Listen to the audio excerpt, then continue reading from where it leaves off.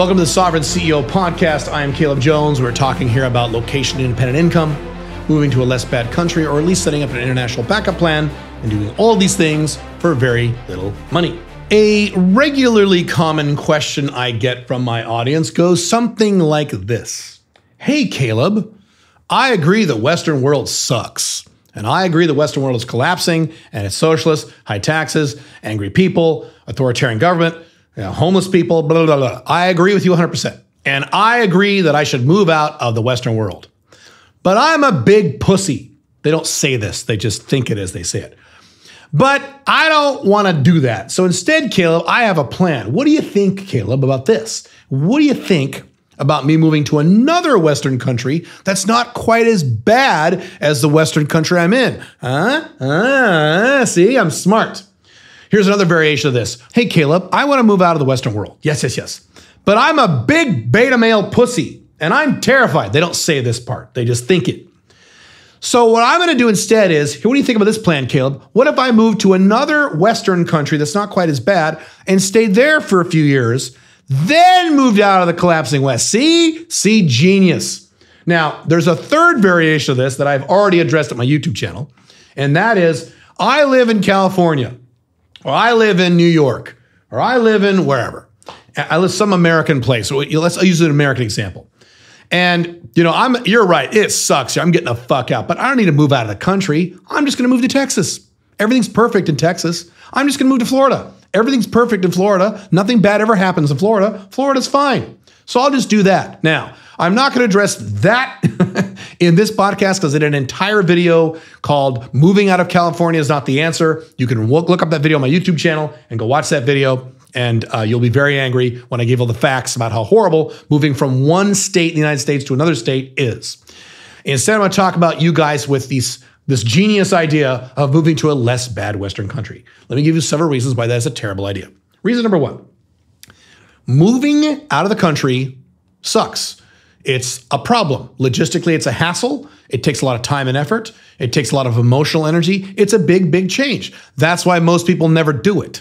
Because people are pussies, they don't want to have a change. But to be fair, it is a big change. It's a big move. Matter of fact, moving anywhere sucks, right? Raise your hand if you like moving. I have moved many, many, many times in my life, and it sucks. I hate moving. I can't stand it. So moving at all sucks. Moving out of the country even sucks worse. Why would you want to do that multiple times? Number one. Number two, why would you want to do that and not gain the full benefit? Why would you take the time and effort to disrupt your life enough to move out of the country just to move to another shitty country?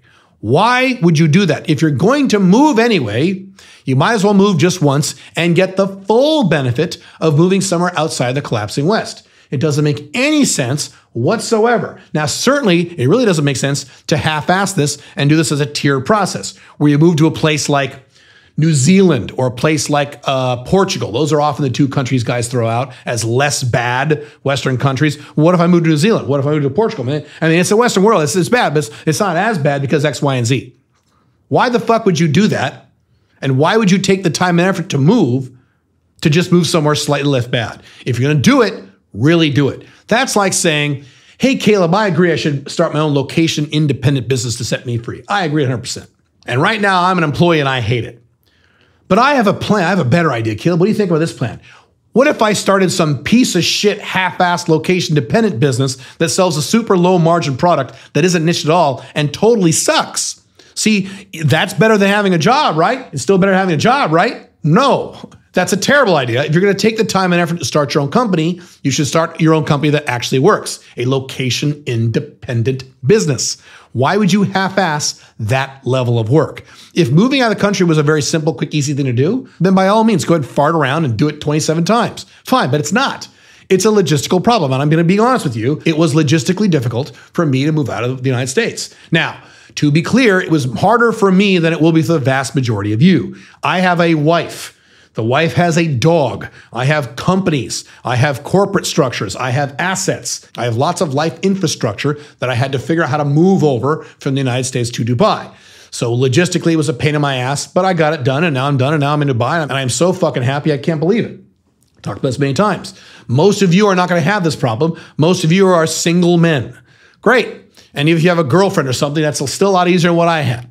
So it's not that big of a hassle, but it is a hassle, I understand. Reason number 2, this is a bad idea, is you're not going to gain the emotional benefit that I gain when moving out of the collapsing Western world. I have spoken many times on other podcasts, videos, and things like that, how emotionally happy I was and am moving out of the collapsing United States in February of 2021.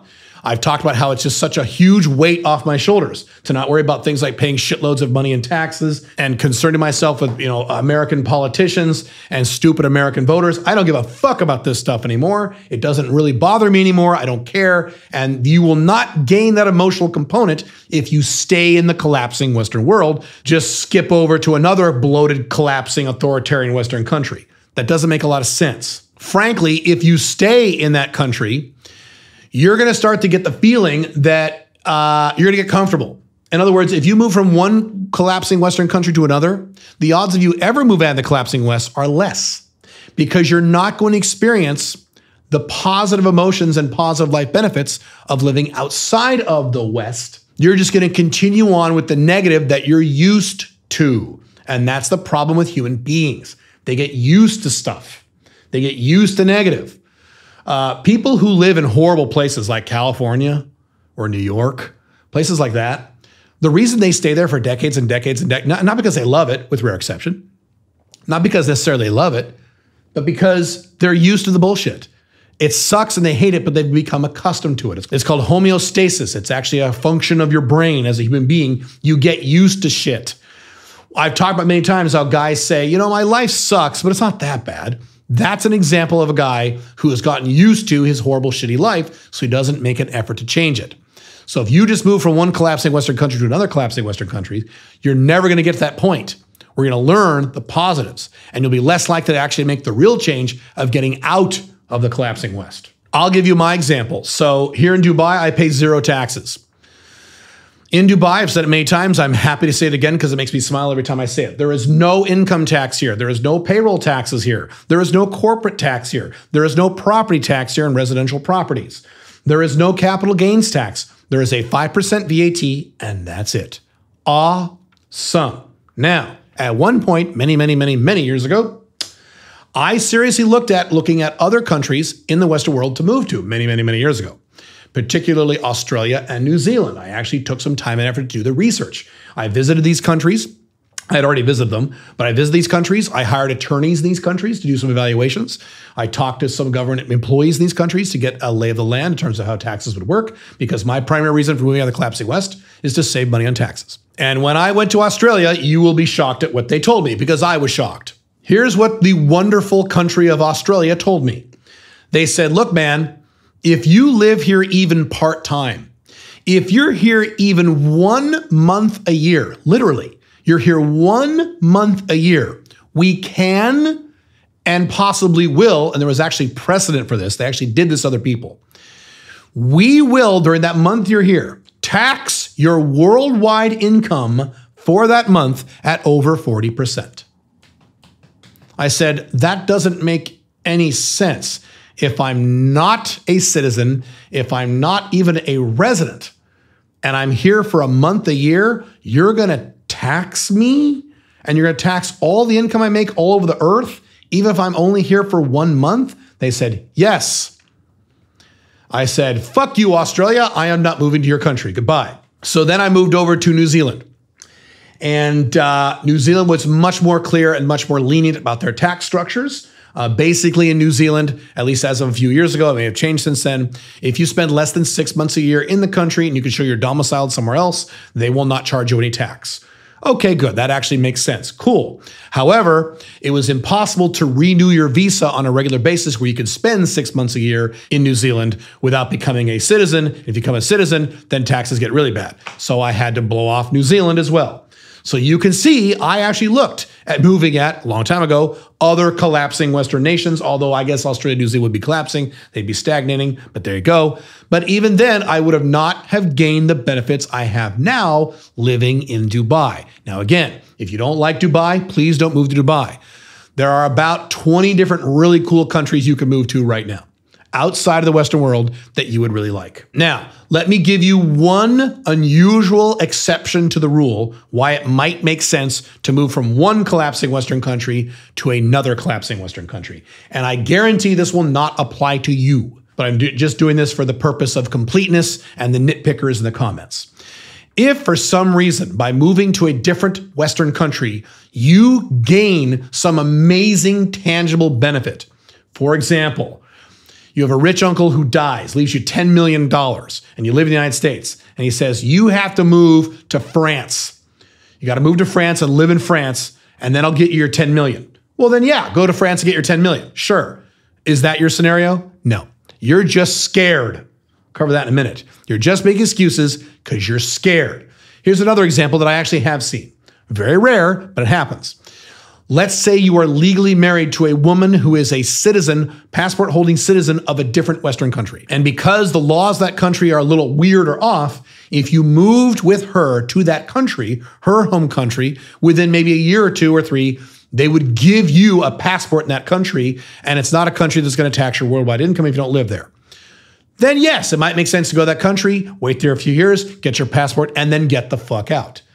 Is that your scenario? No, it's not. You're just making excuses because you're scared. And even in those unusual scenarios, I was very clear. Get the thing that you're going to get, then fucking move. Then get out of there. Don't get your passport and then spend the rest of your life there. That's not Five Flags. That's not international diversification. That's staying in the collapsing West and going down with the ship. That is dumb. Take the money and run as soon as you get it. But here's the bigger point. As I stated earlier, the reason you're saying this is because you're scared. It's okay to be scared.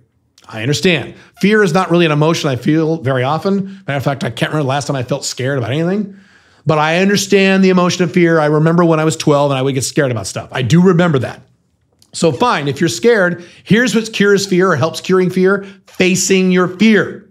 One of my mentors was a man named Brian Tracy. And he kept saying, face your fear and the death of fear is certain. Face your fears. By moving from one collapsing Western country to another collapsing Western country, you are avoiding your fear. And if you do that, you'll still be afraid of leaving the collapsing West when you make your new move. You'll still be scared. It's not like moving from the United States to Portugal. You now won't be scared about moving out of the collapsing Western world. You won't. Very likely you'll still be scared and you'll be less likely to actually make that move. So here's what you should do. You should take my advice. You should find 1 or 2 or 3 non-Western countries, pick one that seems interesting to you, and go spend a week there. Go there for a week and hang out and see if you like it. You might be surprised. You might fall in love with that country. It has certainly happened to me. It has happened to many of you in my audience. I completely fell in love with Hong Kong when I went there the first time. I completely fell in love with Paraguay the first time I went there. I completely fell in love with Dubai the first time I went there. And there were some countries that I visited for a week that I didn't fall in love with. I thought they were okay, but I didn't fall in love with them. An example of that would be Japan. I think Japan's pretty cool, but I didn't fall in love with it. I like China a lot more than I like Japan. Hell, but that's me. So you might be surprised. If you're really serious about this, you should get my course, my video course called Escape Plan. So it shows you exactly how to do this. How to look at the world, find a country, go there for a while, check it out, see if you like it. And actually how to move there. It shows you how to do all that stuff. And if you don't like it, try it again. Visit a second country. The odds are really good that you will completely fall in love with a non-Western country and you will be excited to move there instead of scared. I have a feeling that most of the guys who use this bullshit excuse are guys who have never visited or never spent significant time in a non-Western country in your entire life. Why don't you fix that problem? Why don't you go there and check it out? See if you like it. If you don't like it, fine, try it again. But you might be surprised. You might love it. I've been surprised. I've talked about this in the past. Many years ago, I did a huge tour of South America, and I visited several South American countries for the first time. And on that trip, I was going to visit Argentina and Paraguay for the first time. And I figured I would fall in love with Argentina and love Buenos Aires, and Paraguay would just be something I would just check off the list. I just wanted to kind of check it off the list. Well, I went to Buenos Aires. Buenos Aires is pretty cool. It was a very fun city to visit. But I said, oh my God, I could never live here. No way. Way too chaotic. That airport, my God, kill me. The infrastructure, the streets, just too many problems, too much chaos. I can't do it. So then I went to Paraguay, kind of sad that I didn't like Argentina or like enough to live there. And I was shocked. I loved Paraguay. I immediately fell in love with it. And when I spent a week there and left, I wanted to go back. I missed it. It was great. And today it's my second home. That's how this works. And so give this a shot. Instead of embracing your fear and making a bunch of bullshit beta male pussy excuses for your fear, face your fear and go out into the world and look and see if you'll like something else. I promise you, you probably will. Cool? Cool. I will see you in the next podcast. Have fun. Bye.